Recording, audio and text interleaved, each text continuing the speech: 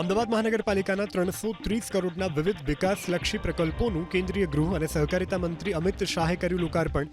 લોકાર્પણ અને ગણેશજીની મૂર્તિનું અનાવરણ કર્યું.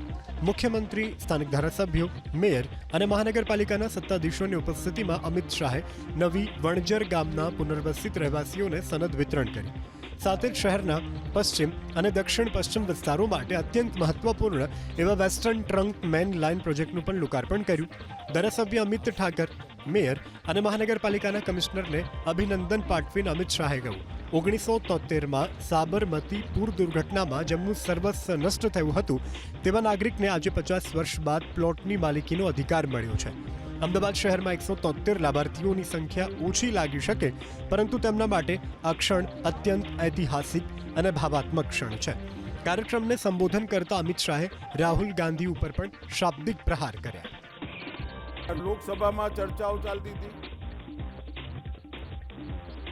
તો રાહુલ ગાંધીએ એક વિચિત્ર સવાલ કર્યો. બોલો, બહુ વિચિત્ર સવાલ કર્યો કે દર વખતે અમે જ કેમ ચૂંટણી હારી જઈએ છીએ. હવે સવાલ કરવાનો તો તમને બધાને, અને સવાલ કરી દીધો મને.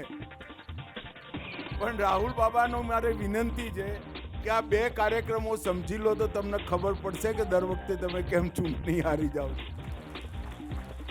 આ 1973માં તમને જેને વસાયા હતા એને શોધીને આજે સનદ કરવાનું આપવાનું કામ નરેન્દ્ર મોદીની પાર્ટીએ. અને રાહુલ બાબા હજી તમે થાકી ના જાઓ હારથી. બંગાળ અને તામિલનાડુમાં હારવાનું છે, નક્કી કરીને રાખ્યું.